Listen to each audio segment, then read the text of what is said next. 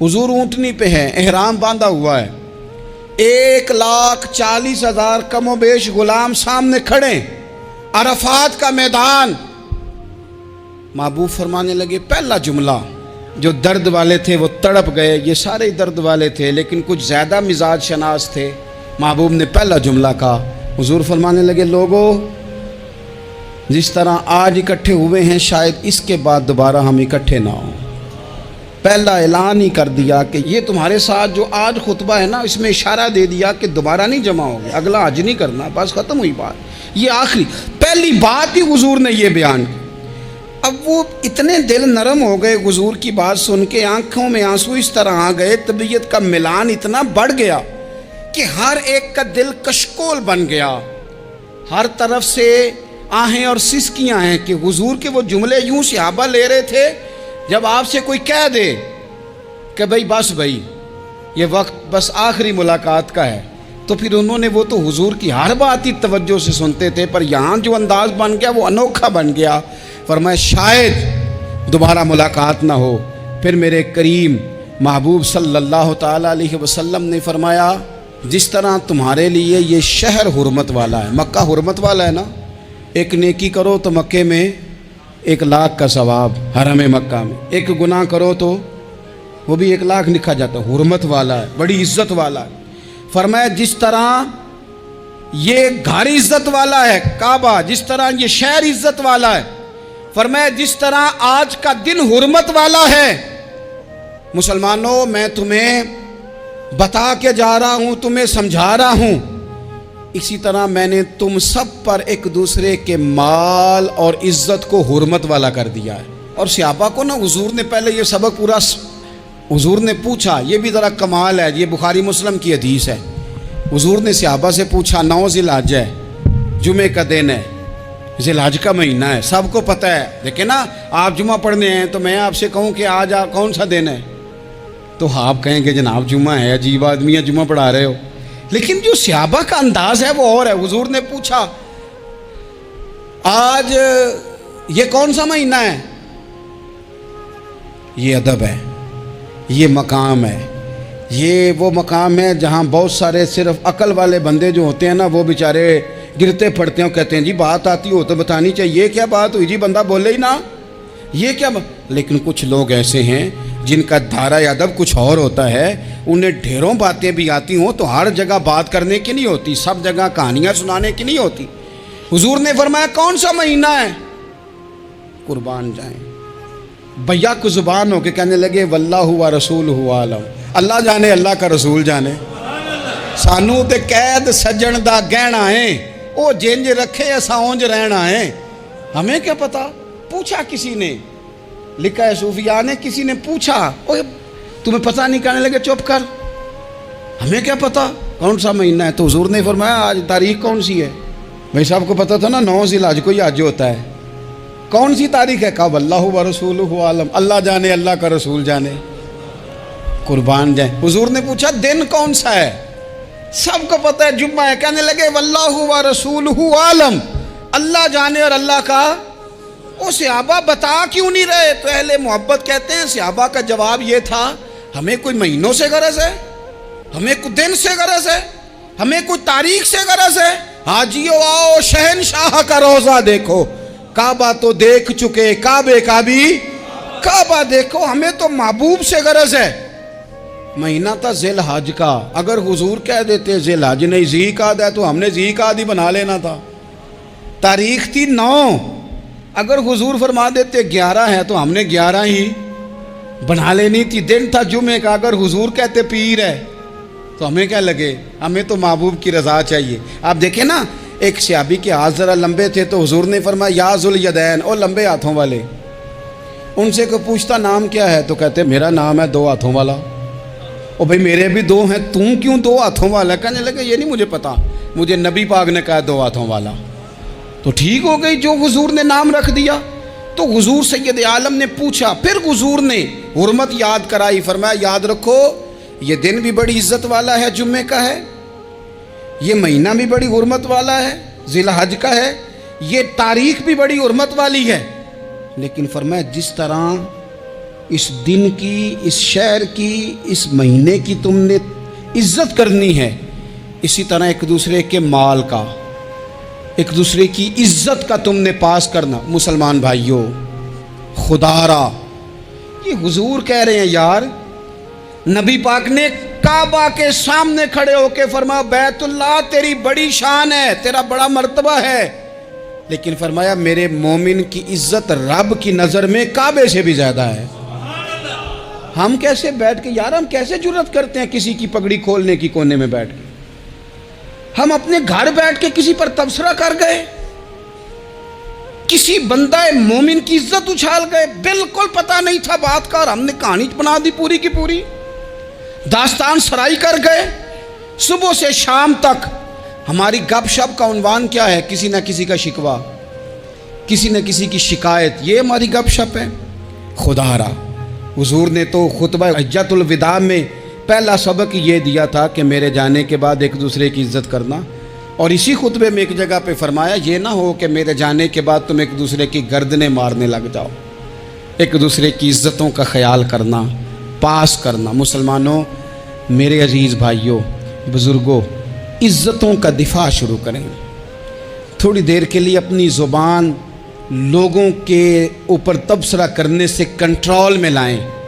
کچھ چیزیں ایسی، میں مختلف شہروں میں جاتا ہوں، جس شہر میں گئے وہاں لوگوں نے یہ کہا جناب یہاں جو مولانا ہے نا، بعض لوگ یہ باتیں بڑی چسکے لے کے سنتے ہیں، یہاں جو مولانا ہے نا وہ کچھ نہیں کرتے، آپ بڑے اچھے ہیں، یہاں جو پیر صاحب ہیں وہ بڑے گڑبڑ ہیں، آپ بڑے اچھے ہیں۔ تو میں ان سے کہتا ہوں کہ میں اس لیے اچھا ہوں کہ میں تھوڑی دیر کے لیے آیا ہوں، میں نے چلے جانا ہے۔ اور دوسری بات یہ کہ مجھے آپ جتنا مرضی اچھا کہہ لیں، میں نے رخصت ہو جانا ہے 2-3 گھنٹوں کے بعد۔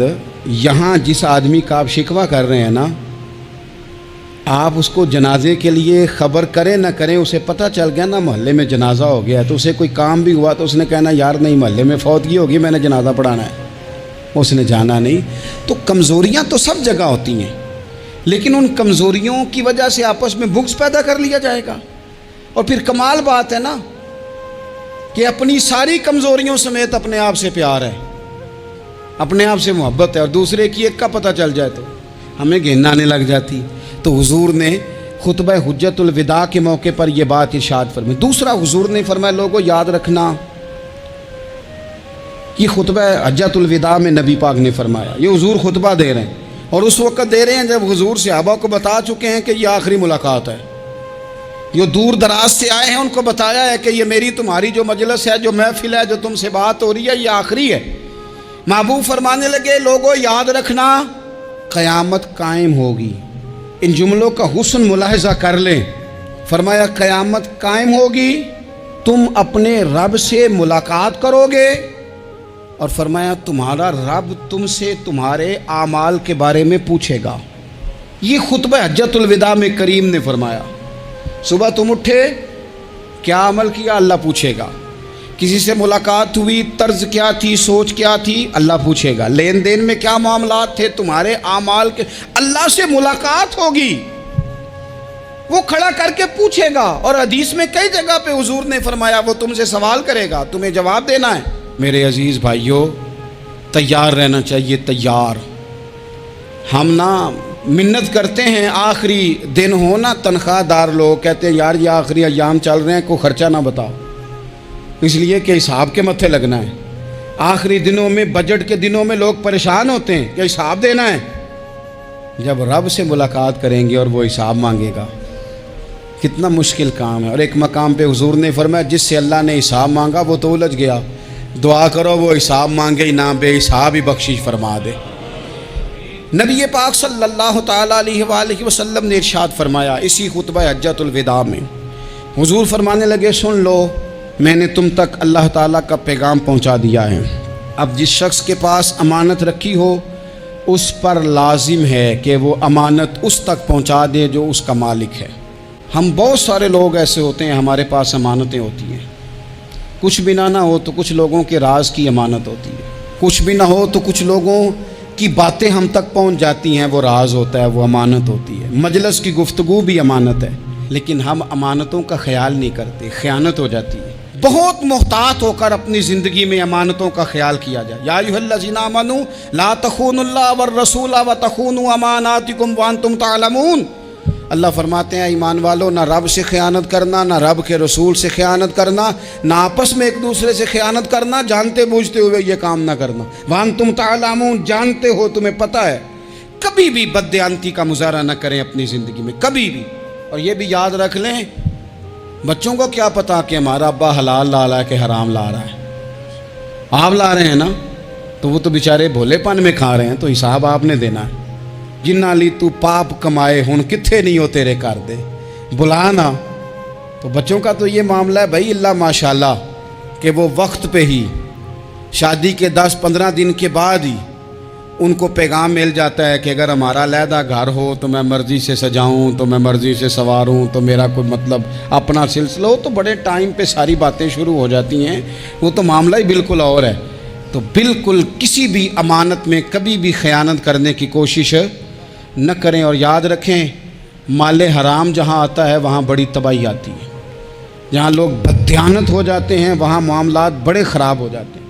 اللہ تبارک و تعالیٰ دیانتداری کی توفیق عطا فرمائے۔ حضور نے خطبہ حجۃ الوداع کے موقع پر فرمایا، میں نے آج جاہلیت کے سارے سود ختم کر دیے۔ نبی پاک میدان عرفات میں کھڑے ہو کے فرمانے لگے، جس بندے نے بھی کسی سے پیسے لیے ہیں وہ اصل رقم دے گا، زائد نہیں دے گا۔ حضور کے بڑے قریبی تھے ایک، فرمایا انہوں نے بھی کچھ لوگوں سے پیسے لیے ہوئے، چونکہ وہ سب لوگ کرتے تھے، حرام ہی نہیں تھا۔ فرمایا میں ان کو بھی حکم دیتا ہوں کہ یہ اصل رقم وصول کریں گے، کسی سے ایک پائی بھی زیادہ وصول نہ کریں گے۔ نبی پاک صلی اللہ تعالیٰ علیہ وسلم نے خطبہ حجۃ الوداع میں ایک باریک بات حضور نے بھی، یہ آپ نے ضرور سمجھنی ہے، بالخصوص جو لوگ تھوڑا دین پر عمل کر رہے ہیں، جن کا لبادہ مذہبی ہو گیا، جنہیں لوگ حضرت صاحب، قاری صاحب، علامہ صاحب، مفتی صاحب، حاجی صاحب، بزرگوں کہہ کے بلاتے ہیں، وہ اس پر توجہ کریں۔ میرے نبی پاک صلی اللہ علیہ وسلم نے خطبہ حجۃ الوداع کے موقع پہ ارشاد فرمایا، لوگو شیطان اب مایوس ہو گیا ہے، وہ تم سے بتوں کی پوجا نہیں کرا سکے گا، ہاں وہ تمہیں چھوٹے چھوٹے گناہوں میں مبتلا کرے گا، وہ تم سے چھوٹے چھوٹے عیب کرائے گا، تم سمجھو گے یہ تو غلطی کوئی نہیں۔ فرمایا اس سے بچ کے رہنا۔ اب وہ مایوس ہو گیا، بتوں کی پوجا نہیں کرا سکتا، تمہیں اپنی پوجا نہیں کرا سکتا، لیکن چھوٹی چھوٹی غلطیاں۔ ایک مقام پہ فرمایا نا، چھوٹا گناہ ہونا تو مومن اسے پہاڑ سمجھتا ہے، اتنا بڑا ہو گیا، اور منافق کہتا ہے یہ تو کچھ بھی نہیں۔ تو اپنی زندگی کے اندر چھوٹی چھوٹی کوتاہیاں، حضرت سعدی فرمایا کرتے تھے سیلاب اچانک نہیں آتے، پہلے چھوٹا سا سوراخ ہوتا ہے دریا کے کنارے میں، اسے بند نہ کیا جائے پھر بڑا ہو جاتا ہے، پھر وہ ٹائم آتا ہے کہ بند ٹوٹ جاتا ہے، بستیاں ڈوب جاتی ہیں۔ پہلے چھوٹا گناہ انسان کرتا ہے، چھوٹا، پھر اس سے آگے بڑھتا جاتا ہے اور بڑی بڑی غلطیاں ہوتی ہیں۔ اللہ تبارک و تعالی ہمیں رائی کے دانے کے برابر بھی غلطی کرنے سے محفوظ فرمائے۔ نبی پاک صلی اللہ تعالیٰ علیہ وسلم نے اسی موقع پر ارشاد فرمایا، لوگو اللہ سے ڈرتے رہنا، اور میں تمہیں عورتوں کے ساتھ بھلائی کی وصیت کرتا ہوں۔ فرمایا رب نے تمہیں اختیار دیا ہے، عورتیں تمہارے سپرد کی ہیں، ان سے اچھا سلوک کرنا۔ فرمایا اگر کبھی کوئی ان پر تمہیں سختی کرنی بھی پڑے تو اتنی کرنا جتنی ان کی غلطی ہو، ان سے درگزر کرنا، ان سے پیار کرنا۔ اسلام نے خاتون کو باقاعدہ حقوق دیے، باقاعدہ۔ صحیح بخاری میں حدیث ہے، یہ جو نوجوان ہیں، مطالعہ کرنے والے، پڑھنے سننے سمجھنے والے، یاد رکھا کریں ان چیزوں کو۔ حضرت بریرہ رضی اللہ تعالیٰ عنہ حضرت عائشہ صدیقہ کی کنیزہ ہیں۔ حضرت مغیث رضی اللہ تعالیٰ عنہ ایک صحابی ہیں، ان کی وہ اہلیہ ہیں، وہ اپنے خامد سے علیحدگی چاہتی تھی۔ ان کے خامد بڑی محبت کرتے تھے، علیحدہ ہونا نہیں چاہتے تھے، خاتون رہنا نہیں چاہتی تھی۔ انہوں نے بڑی سفارشیں کرائیں کہ میرا خامد، میری بیوی مجھ سے صلح کر لے، حالانکہ وہ خاتون کنیز ہیں، خادمہ ہیں، کوئی بڑے قبیلے سے بظاہر تعلق نہیں۔ بالآخر انہوں نے گزارش کی، سیدہ عائشہ صدیقہ رضی اللہ تعالیٰ عنہ سے کہا، کچھ اور ذرائع اختیار کیے۔ حضرت مغیث نے رضی اللہ تعالیٰ عنہ، ان کے شوہر نے، کہ نبی پاک علیہ السلام کی خدمت میں عرض کریں، حضور میری سفارش کریں کہ یہ مجھ سے صلح کر لیں۔ تو نبی پاک علیہ السلام نے حضرت بریرہ رضی اللہ تعالیٰ عنہ جو کنیزہ ہیں، خادمہ ہیں، ان کو بلا کے کہا تمہارا خامد صلح کرنا چاہتا ہے۔ یہاں برادری کا بڑا کے کہتا ہے، پتر میری بھی نہیں تو گال رکھنی، وہ میرے ککھاں دا بھی نہیں تو، وہ کیا کہہ رہے ہیں آپ؟ اللہ نے اسے حق دیا ہے، اور جسے حق اللہ دے اس کا رسول دے، اس سے کون ہوتا ہے کوئی حق چھیننے والا؟ نبی پاک صلی اللہ علیہ وسلم نے حضرت بریرہ سے کہا تمہارا خامد صلح کرنا چاہتا ہے اور وہ روتا ہے تمہارے لیے اور اس نے بڑی سفارشیں کی ہیں، تم اس سے صلح کر لو۔ حضرت بریرہ رضی اللہ تعالیٰ عنہ عرض کرنے لگی یا رسول اللہ صلی اللہ علیہ وسلم آپ جو حکم کریں میں حاضر ہوں، ایک بات پوچھ سکتی ہوں؟ ایک گزارش کر لوں؟ ایک صرف حضور میرا بولیا چولیا معاف کری، ایک بات کر لوں؟ تو کہا کرو۔ عرض کی یا رسول اللہ یہ آپ کا حکم ہے یا مشورہ ہے؟ یہ محبوب کی بات ہے، محبوب کی۔ کوئی بزرگ کیوں جبر کرتا ہے کسی پہ؟ کوئی حضرت شیخ کیوں کہتے ہیں زبردستی عورت کو کہ تو جا؟ نبی پاک صلی اللہ علیہ وسلم نے فرمایا صلح کر لے۔ یا رسول اللہ ایک بات عرض کروں؟ کرو۔ حضور حکم ہے کہ مشورہ ہے؟ تو نبی پاک نے فرمایا نہیں مشورہ ہے، تم عاقلہ ہو بالغہ ہو، اسلام تمہیں با اختیار کرتا ہے، چاہو تو رہو چاہو تو خلا لے لو۔ عرض کرنے لگی حضور اگر مشورہ ہے تو پھر میں مغیث سے صلح نہیں کرنا چاہتی۔ میرے محبوب نے فرمایا تو جس حال میں